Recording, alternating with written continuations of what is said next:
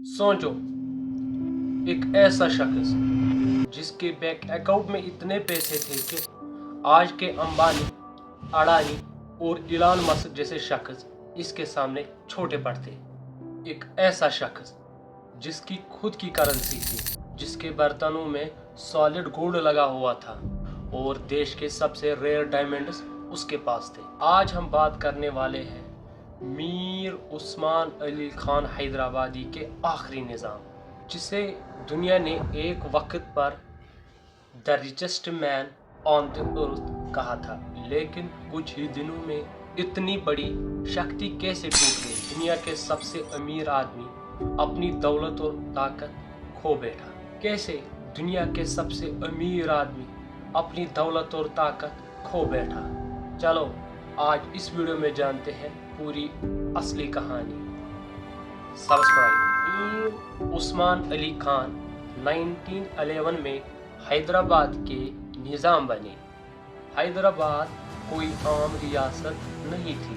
उस वक्त के पूरे यूरोप के कुछ देशों से भी ज्यादा रिच थी। हैदराबाद की अपनी रेलवे, अपनी करेंसी, अपनी यूनिवर्सिटीज और अपनी जुडिशरी सिस्टम्स थे। उनके कपड़े सस्ते, गाड़ी पुराने और उनकी दौलत अनइमेजिनेबल। निज़ाम को दुनिया के सबसे इन्फ्लुएंशियल मुस्लिम रूलर्स में माना जाता था।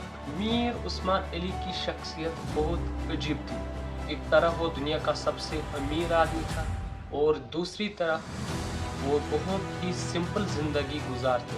अगर हम निज़ाम के टोटल वेल्थ आज के हिसाब से कन्वर्ट करें तो वो एस्टिमेट आता है $230 बिलियन से ज़्यादा। चलो अब उनके ट्रेजरी में नज़र डालते हैं कि उसके ट्रेजरी में क्या रेयर चीज़ें थी। कि ट्रेजरी में 11 टन गोल्ड थे, 35 मिलियन पाउंड वो जेवल्स थे, वर्ल्ड फेमस जैकब डायमंड जो एक टाइम उनके ऑफिस में पेपर वेट के रूप में पड़ा रहता था। इस डायमंड की आज की टाइम में कीमत $95 मिलियन से भी ज्यादा है।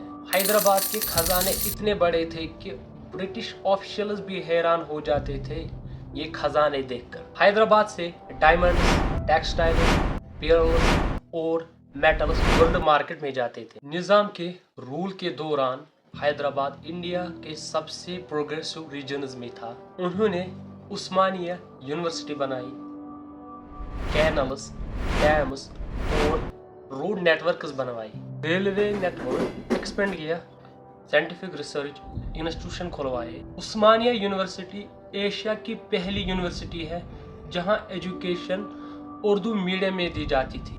हेल्थ, एजुकेशन और इंफ्रास्ट्रक्चर तीनों सेक्टर्स रैपिड ग्रोथ में थी। लेकिन जब ब्रिटिश इंडिया से जाने लगते हैं तो सिचुएशन बदलने लगती है। 1947 इंडिया इंडिपेंडेंट हो चुका है, लेकिन निज़ाम का मानना था कि ना मैं इंडिया के साथ जाऊंगा और ना ही मैं पाकिस्तान के साथ जाऊंगा। Hyderabad will remain independent. ये डिसीजन एक बहुत ही रिस्की पॉलिटिकल गैम्बल था। ब्रिटिश चले गए, लेकिन निज़ाम अब दिल्ली और नेहरू गवर्नमेंट के सामने थे। इंडिया एक यूनाइटेड देश बनना चाहता था और हैदराबाद जैसी स्टेट का अलग होना एक स्ट्रेटेजिक थ्रेट माना जा रहा था। अंदर ही अंदर हैदराबाद की कई प्रॉब्लम शुरू होने लगी, जैसे हिंदू मुस्लिम टेंशन्स, इकोनॉमिक स्लोडाउन और बॉर्डर क्लैशेस होने लगे। जनता डर में थी, एक ऑर्गेनाइज्ड गवर्नेंस सिस्टम टूटने लगा था। निज़ाम का पॉलिटिकल आइसोलेशन बदलता गया। इंडिया और दिल्ली गवर्नमेंट देख रही थी कि अगर हैदराबाद इंडिपेंडेंट रहा तो दूसरे स्टेट्स भी अलग होने लग जाएंगे। 1948 India launches operation Polo, also called police action.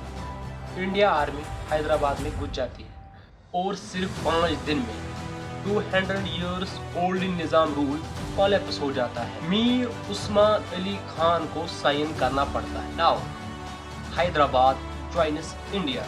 Now world की सबसे रिच और प्रिंसली एम्पायर का पॉलिटिकल खात्मा हो गया। जैसे ही हैदराबाद इंडिया से मर्ज होता है, प्राइवेट आर्मी डिसॉल्व हो जाती है। निज़ाम की private properties government take over में जाती है और डायरेक्ट पावर जीरो रह जाता है।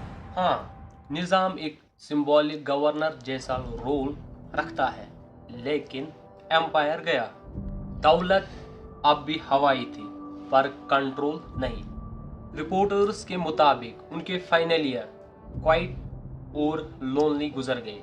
आज हम उन्हें याद रखते हैं as the richest Indian ruler ever, एक किंग जिसका पॉलिटिकल गैम्बल गलत हो गया, एक एम्पायर जो वर्ल्ड रिचेस्ट होने के बाद भी कुछ ही दिनों में कोलैप्स हो गई। हिस्ट्री हमें एक सिंपल लेसन देती है, पावर एंड मनी परमानेंट नहीं होती।